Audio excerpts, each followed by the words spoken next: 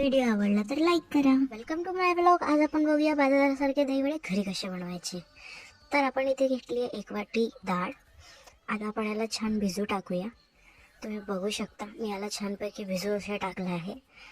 आता 1.5-2 तासानंतर आपण बघितली डाळ किती छान अशी डाळ आपली मुरली आहे. मी त्याच्यात 2 मिरच्या घेतल्या आहे.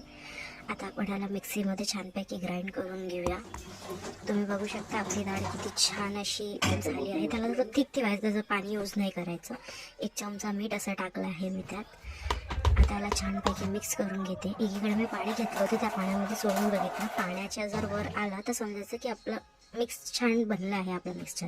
मी एकीकडे छानपैकी तेल असं कडकडीत गरम होऊ दिलं होतं. आता एक एक करून मी त्यात वडे बनवू सोडत आहे. तेल हाय फ्लेमवर ठेवायचं आणि त्याच्याकडे लक्ष देत राहायचं की आपले वडे जळले नाही पाहिजे. आता तुम्ही बघू शकता आपले वडे किती छान असे ब्राऊन झाले आहेत इथे. आता आपण एक एक करून हे वडे प्लेटमध्ये आधी काढून घेऊया. त्याला थोडं थंड होऊ देऊया आणि मग त्याला पाण्यामध्ये, सगळ्यांची वेगवेगळी पद्धत असते. तुमची काय नक्की पद्धत आहे मला नक्की सांगा. तर मी याला पाण्यामध्ये टाकलं. याला 5-10 मिनटं पाण्यामध्ये असू दिलं. आता तुम्ही बघू शकता किती सॉफ्ट असे झाले आहे. आता मी याला दहीमध्ये टाकलं.